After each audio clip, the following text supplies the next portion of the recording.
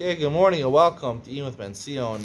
Today I want to talk about a topic that we've been talking about in the past couple of days, machlokas between Rameir and the Chachamim, whether we're chayshinim l'miyuta or not chayshinim l'miyuta. We have machlokas in the Mishnah, in the Gemara actually. The Mishnah seems to be like Rameir. The Gemara starts off on Kuf Chaf Aleph, in the middle, Amid Aleph. Tanarabban, nafal l'mayim ein sheish l'himself, ein sheish l'himself, ishto asura d'irei Rameir, Chachamim, who we paskin like say there's a difference, right? If the water has no boundaries, you can't see the end, you can't see land mass from four sides, as the Gemara says. So we have no way of knowing whether the husband survived. Maybe he swam far away, or the waves drifted him far away, and he came onto some island, random island. He's alive, so we can't assume the husband died. But if Ma'im She'eshla himself, right, it's a lake or something like that, you can see the four corners. So we stand around there for enough time, we assume that the fact that he didn't come out, so he died, and we can allow the woman to remarry. Rameir says no, even Ma'im She'eshla himself we don't allow. So what is the opinion of Rameir? Why does Rameir do not allow her to remarry? And furthermore, the Chum say, we find out at the end of Kuf Chav Aleph and Beis that there's even a kula of Ma'im She'eshla himself. Ma'im She'eshla himself, even though we don't allow the woman to remarry, if she goes ahead on her own accord and does remarry, we don't force her to get divorced, unless, of course, the husband would come back alive. So you see, even b'di'eva, we allow Ma'im She'eshla himself. And Rameir obviously will argue about that also, right? He doesn't even allow Ma'im She'eshla himself. What is the machlokas or Rameir and the Chum? So I want to say, the Gemara doesn't say this, but I'm going to attribute it back to the machlokas we've been talking about in the previous dafim. Rameir is chayish l'miyuta, and the Rabbanan are not chayish l'miyuta, right? When we allow someone to marry Ma'im She'eshla himself, the Rabbanan say you can marry him. Obviously, that's enough proof, right? She has a cheskas yeishes, so you have to remove that chazaka. So just having another chazaka, an assumption, is not going to remove that chazaka. You need a proof. You need a rov. So what do we have over here? We have a ruba d'leisa kaman, right? Ruba d'leisa kaman basically means that most men, when they fall in Ma'im She'eshla himself, and we don't see them come out, right? They didn't come out. Ma'im She'eshla himself, they didn't come out. So it's proof that he died. But it's a ruba d'leisa kaman because it's dependent on most people in the world. It's a statistic. There's no people in front of us. There's no 10 people in front of us, right? 9 people died and 1 person came out. So it's 90% chance or 80% chance the person came out. It's a worldwide statistic. So it's ruba d'leisa kaman.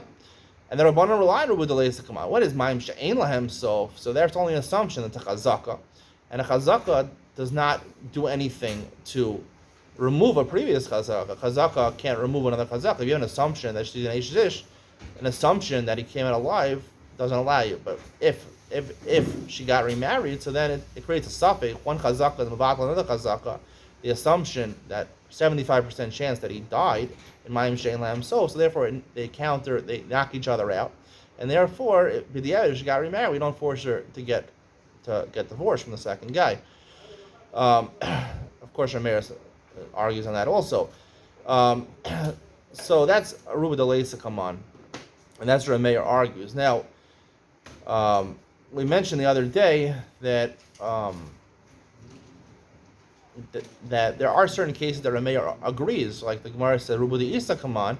The Gemara mentioned on Kuf Yud Tet about Sanhedrin, Dayanim, even 12 to 11 majority, we would go ruba d'isa kaman. Rameir, no one argues on that. The Gemara on Chulin and Daf Yud Aleph says clearly everyone holds ruba d'isa kaman. For Rabban Lahatos, ruba d'isa kaman is when you have the physical people here, the physical specimens over here, right? It's not a worldwide statistic. What you have, the statistics right in front of you. Where you have Teisha Chanuyos that are selling kosher meat and one selling nevelas, therefore you have the called the parish, Meruba parish. You have the piece of meat in front of you. You're able to look at the stores, 9-to-1 ratio. So that's good enough, right? We know it's not because 90%, but it's because Acharab Lahatos. So that tells you something. It tells you that we can rely on it. And Rameir simply agrees in that case. And Tosas is Moda. Tosas Naf Kufi Uteram Aleph here on Armasakta is Moda. The Rameir would agree in those cases. Where does he argue? Right, because the Gemara seems to say, Gemara seems to find Kofi Uteram Aleph. Rameir argues in Ruba d'isa kaman. So he quotes 2 Gemaras. He says the Gemara Lav Daf, Teisha Chanuyos and Sanhedrin. He's talking. Rameir meant to say Rameir would disagree by Ruba d'isa kaman by a case in Avodah Zarah and a case in Chulin. I looked up these cases. The Gemara in Avodah Zarah and Daf Mem and Beis and Chulin. It says Yud Aleph and Aleph, but it's really Yud Aleph and Beis and mentioned Rameir. These are cases which talk about. The case in Avodah Zarah talks about if you know that a certain type of thing is worshipped in one place once a year, so therefore in other places in the world we assume also, Rameir assumes that that type of thing, let's say you have a statue, a certain statue, a Buddha in one place, you have a statue of Buddha in another place, we assume it's worshipped, even though we don't know the other place. Right? Because Rameir is Chayish Lamiyuta. Now, would that be classified Ruba the Isakaman, Ruba the Lesakaman? Really, I would say that's a Ruba the Lesakaman. Ruba the Lesakaman means that a majority of people, the statistics are not in front of us. We don't have 100 people here. 99%, 90% of people worshipped it. I mean, it's not in front of us. It's statistics over it. And the Gemara also says Rameir is goes there. Because he's Chayish Lamiyuta, he goes in those other places. He doesn't assume, because in one place, the majority of people worship, so the other place also majority of worship. It's only a Gzeira. So that's not exactly a Ruba de Isakaman. It's very hard to say that's a Ruba de Isakaman. We don't have people actually seeing, worshipping this Buddha in the other place, statue of Buddha. And the other case is the Gemara in Chulin, and the Gemara makes it clear that the Gemara started a mayor in a case where you shecht an animal, a regular shechita. How do you know you can rely on a shechita? Maybe with the place where you shecht it was a hole, it was a treifa, in the place where you shecht it. Most animals don't have it, but how do you know you can rely on shechita and eat the meat? Right? According to Rameir, it's chayish l'miyuta, you shouldn't be allowed to eat the meat. And the Gemara says that Rameir over there, heicha de efsher, there's no way of clarifying this. So Rameir would rely on it. Now, if Rameir is chayish l'miyuta midoraisa, so how could he rely on it? And obviously, in that case, and also obviously in that case, the reason Rameir relies on it is like he said in Avodah Zarah, it's Gzeir D'Rabbanan. And that case is exactly the same thing as the case in Avodah Zarah, where it's not exactly a Ruba de Leisakaman because we don't have 10 animals in front of us. We have all the animals in the world that you shecht. It's a statistic in the world, right? So it's a Ruba de Leisakaman. What makes it Ruba de Isakaman? What does Tosas mean? It's Ruba de Isakaman. How do you compare that with Rov Nashim, Misabros, Violdos, or Rov Bilos, Harholkan Acharabal? That's a classical Ruba de Leisakaman.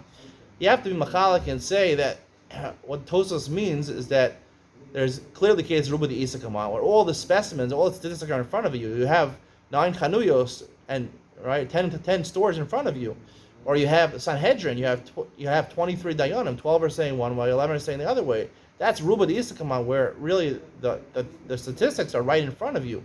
The small sample size is right in front of you. When it comes to Ruba de Isakaman, so when it comes to an action, Rov Bilos Hachar Habal, Rov Nashim Misabros Violdos, when it comes to a verb or an action someone doing, so that's called a Ruba de Isakaman. Something in between, it's not exactly a Ruba de Isakaman, and a Ruba de Isakaman, where it's statistic, but it's the subject of suffix is on a noun. What is there a nekev? Is there a hole in the animal's trachea and esophagus? Or the case in Avodah Zarah is Buddha. There's a statue of Buddha. Was Buddha worshipped? Was Buddha not worshipped? So the subject of the rov is, it's not Isa Kaman in terms of the actual number of people, it's statistics in front of us, but the statue is in front of us, the animal is in front of us, the nekev is a noun. It was a noun versus a verb, right? A person, place, or thing. So then that's called the Rubi Yisakaman. We find Rameir doesn't hold Chayish Mita Midaraisa, it's Chayish Mita Midarabana. So I'd like to just lay it out like this very clearly, that the Gemara says that Chazaka is an assumption. We said Chazaka is 75%. A proof is 80%, right? 80% is Rubi Yisakaman. That's the weakest rove. In that case, Rameir is Chayish Midaraisa, like we find by Shris and by Islandus, right? By Katan and Tana doing Chalitza and Yibam. That Rameir is Chayish Midaraisa, apparently the Gemara says. Chayish L'miyuta D'Rabbanan, we find when it's somewhere between Rubi Yisakaman and Rubi Yisakaman, which shows us it means in Daf Kuf Yud Tet, Gemara in Avodah Zarah, Gemara in Chulin. So therefore, I would have to say that would be something like maybe 90% chance. And I'm refining what I'm saying before, that even though I said Teisha Chanuvia is 90% chance, but you know from Sanhedrin that it's not, how could we deem Sanhedrin 90% chance when you only have 12 to 11? Obviously, Rubi Yisakaman is stronger than 90%. It's an A, 95%. I'm going to say it's 95%. Rubi Yisakaman, we can use the opposite of Murphy's law to assume everything's in front of us. We have numbers in front of us. If you have a majority, Torah says tilt towards 95%. We're assuming that it comes out the way the majority goes.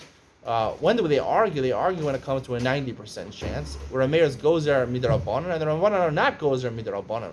The Rabbanan are not goes there midrabanan. We have this case where it's not Rubi de Yisakaman, it's not Rubi de Yisakaman, it's somewhere in the middle, this third type of case, which shows us means on Daf Kuf Yud Tet. So then it's Machlokas. Rameir is Chayish Shmita not with the rights and with the Rabbanan by 90%. It's an A minus.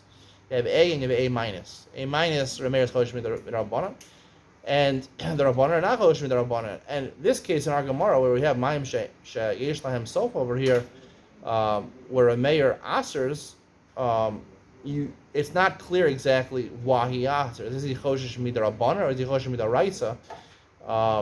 If you say he's Chayish Shmita Rabbanan, so then we can assume it's 90%, or if you say Midoraisa, then we can assume it's an 80% chance.